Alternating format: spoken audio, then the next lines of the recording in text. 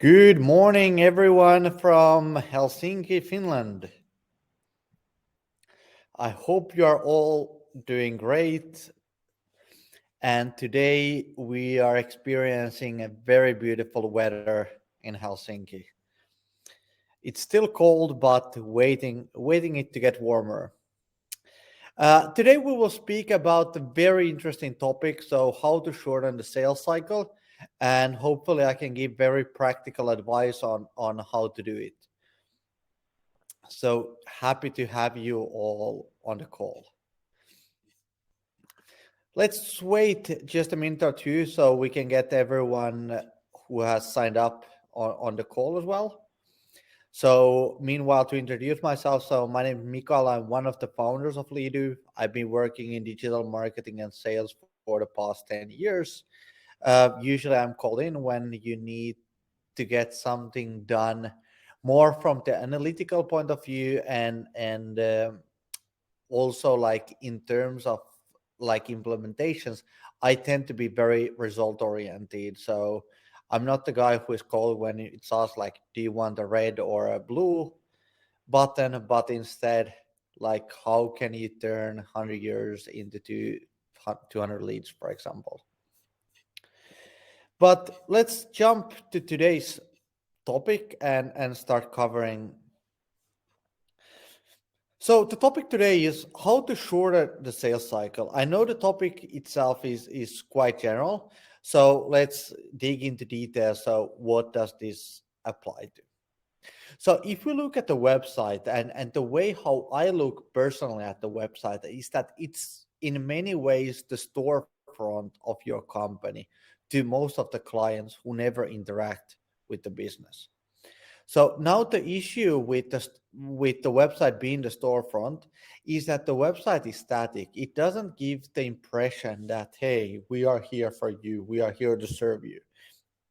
But instead, it's there statically to provide information and in many ways to collect data from clients, which is then sent forward to a CRM or to the marketing automation.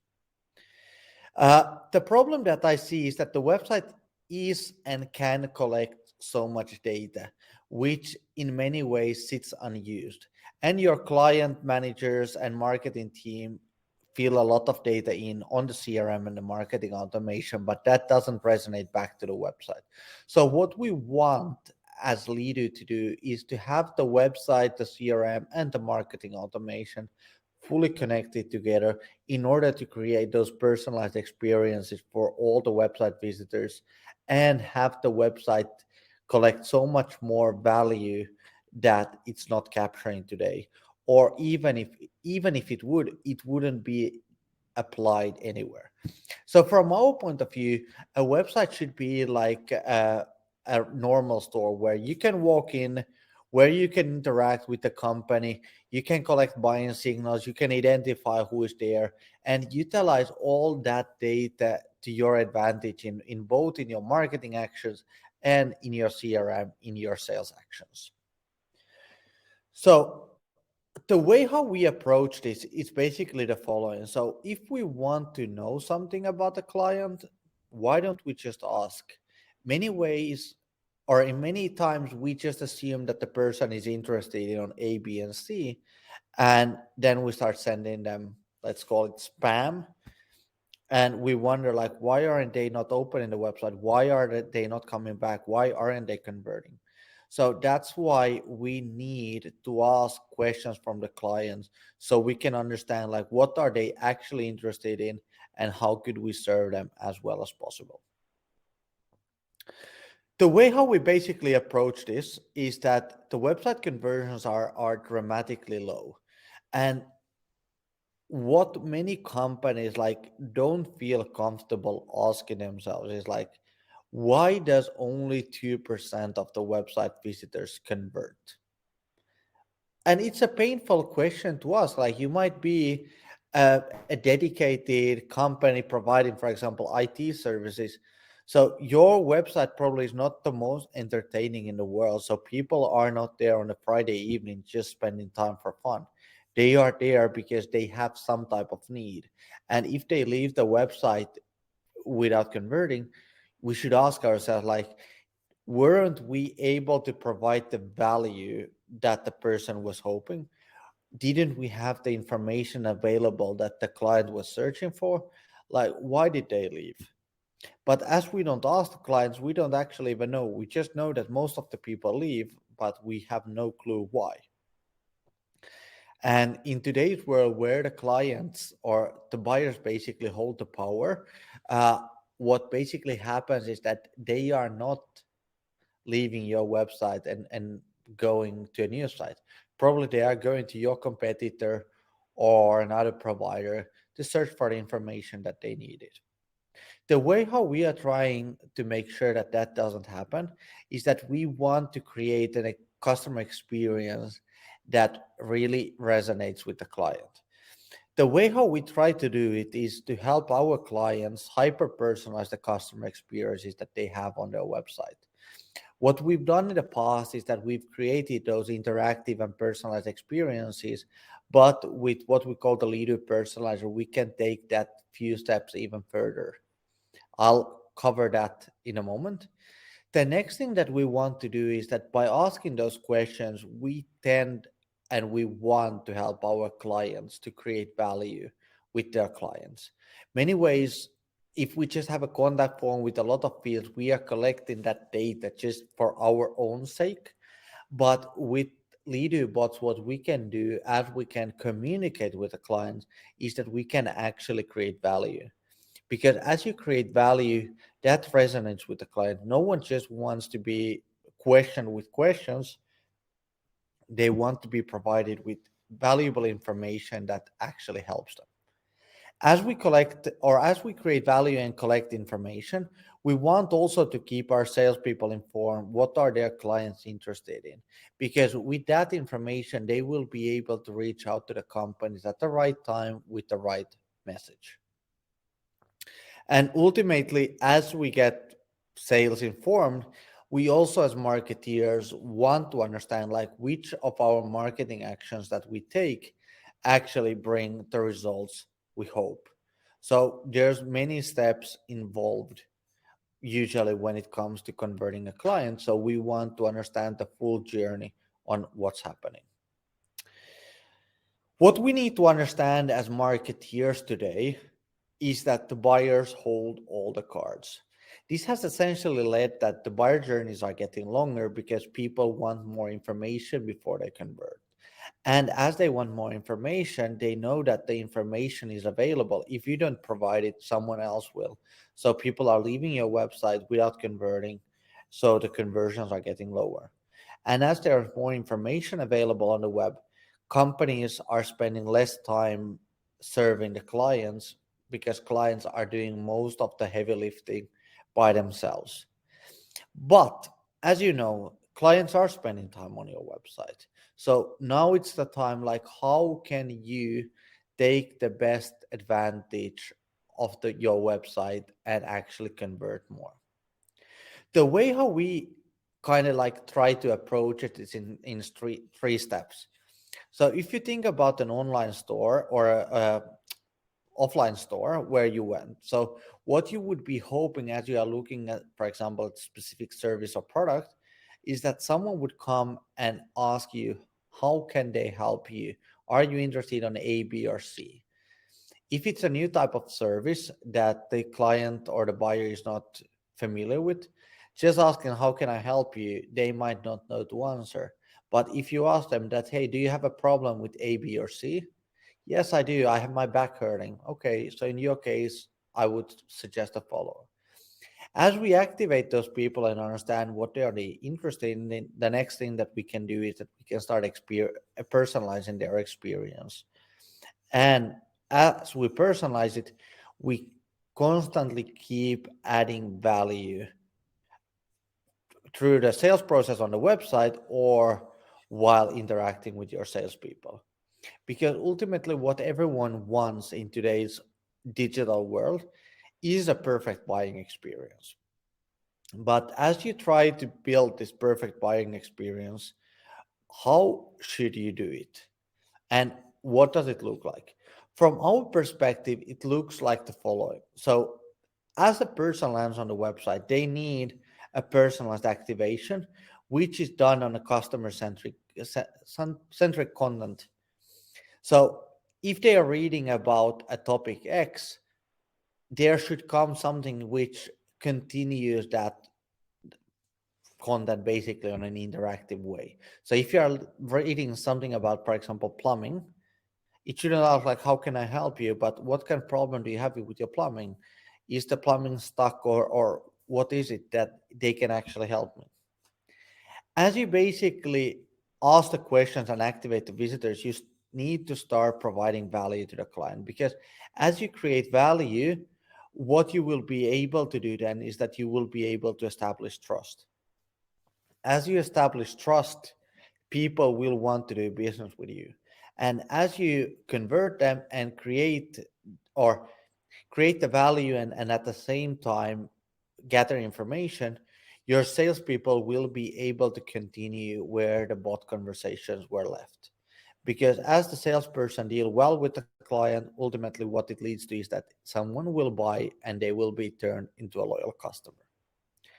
This all looks simple, but in theory it is. But when it comes to implementing it in action, it has some things that you need to consider. So the main problem on a website is that you have people across different stages of the buying journey, and these all need different type of information based on which stage they are in. So a good story that happened actually like few weeks back at my own house was that there was a Finnish hardware store doing an ad in Facebook about these Kärcher like window washers. You might be familiar with them across the world where you are attending this webinar. But the interesting part was that my wife hadn't been thinking about like washing the window, but as she saw the ad, and the ad that she saw on Facebook was really like engaging, she got interested that, hey, she got aware that she might have a problem washing her windows. And as the page that she landed was very well designed, she also got interested in the product. But the problem now was that there was three different models available. There was one which costed 49 euros, one which costed 99, and one which costed 249 euros. And the problem was that she wasn't aware which of these models was the right one for her. Because if she could buy a model which costed 49 euros, which would do the job, she would be happy. But if it didn't do the job, she wouldn't mind also paying the 249. So on the comparison stage, she came to me and asked, like, Mikael, which model should we buy? And I'm like, I understand absolutely nothing about this. Like, why are you asking me? And she said, you understand about technology. And I'm like, well, okay, I do understand about technology, but now we are speaking about a window washer. Like, I've never used this. I don't know anything about this. So I started reading. I was like, these all seem exactly the same, but as they have a major price difference, there might be like some things that I don't know to understand. So there's a hardware store like 2 kilometers away from our place. Please go there; they will help you. And what she basically did, she went there and bought the 99 euro model. But what happened here was that it was another company that brought my wife aware about the need she didn't know. They even got her interested, but as she would need help to choose the right product for her, she didn't get that. So she decided to buy it from somewhere else. So I bet that this is something that you are doing constantly. You are feeding your competitors' marketing budget with not being able to cater the needs of the buyers in different stages on your website. Because depending on which stage they are, they will need different type of information. So if you're just getting aware, you want the page basically to tell you that, hey, we understand your problem. We are here for you. And as you move to the interesting stage, you might be wondering, like, I wonder if I actually need it. So you need to validate that, hey, you really need. Uh, so that's why you need to have these steps here. And maybe you also need to provide additional information. And as you get to the comparison stage, you need to provide all the details that the person needs before they do either the purchasing decision or convert to a lead. Because if you're not sure, you won't buy unless you are this kind of like crazy people that get super excited about everything that they see, then they buy, and then they return the product. That's another scenario as well. But the main problem is that typically people would like to be in touch with the company when they are in a comparison or deciding stage. But most of the people are on these stages who are on your website. So you need to find a way how you can engage with these people earlier in the funnel. And now, as said, like the way how we want to do it is that we want to personalize the customer experiences. The better you personalize it, the more engagement you will have with your clients. The more value you can create to your clients, the more information you can actually gather. The more information you can gather, the better informed your salespeople will be. And the more deals they close, the better you will understand why and how are the clients buying. And you as a marketeer can generate more of these. The way how we tend to gather this information and personalized experiences is through the different type of conversion tools. So the visual bot, in-page bot, chatbots, they all have their specific like use cases, why and where we tend to use them, and they all serve different type of people across different stages of the buying cycle.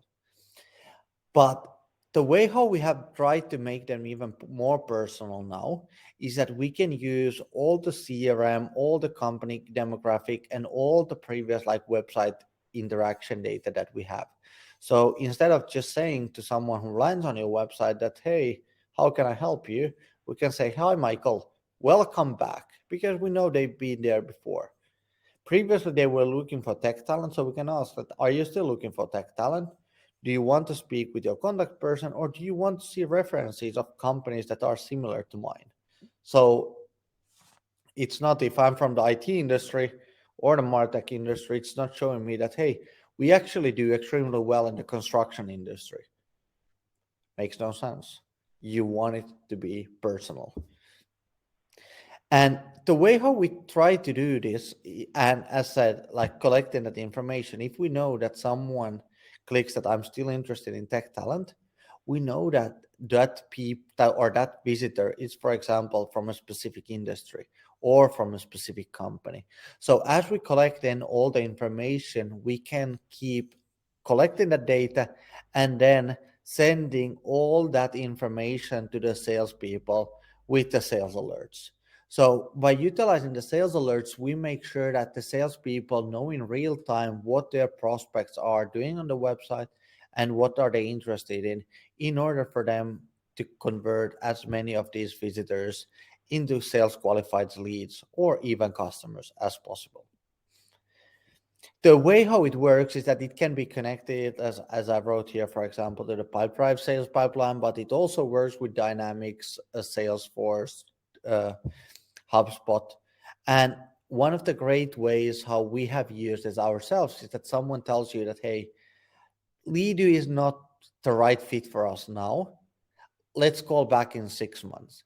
But in 2, 3 months, we see that the visitor or the potential client is back on the website. We might just call them and say, hey, how are you doing? Just you came to my mind and thought to ask like if there's anything that I could help with. So there might be questions that have arisen that they don't know to ask at that point yet. But if we reach out, we can help them figure those out.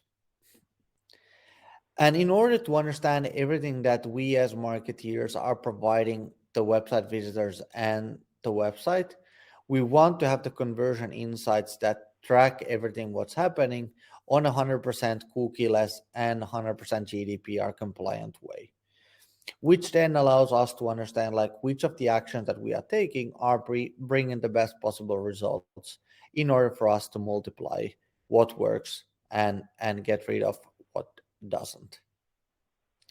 So this allows you, as we know, sales steps has or buy journey has multiple steps to track the impact of every single step that we take along the journey. So ultimately, what we want to do is to help you to move to this type of new way of serving and engaging people on your website. You are not alone. We will help you with the Lido team along every step of the way. I'm personally available to help you with any questions and share insights on what we've done across a variety of different type of industries. I hope you enjoyed this webinar. We tend to keep these short so you have the attention span to listen through. If you have any questions, please feel free to reach out to me in LinkedIn or send me an email. Thank you so much for participating and hope to see you on the next webinar in May. Thank you so much. Have a great week. Bye bye.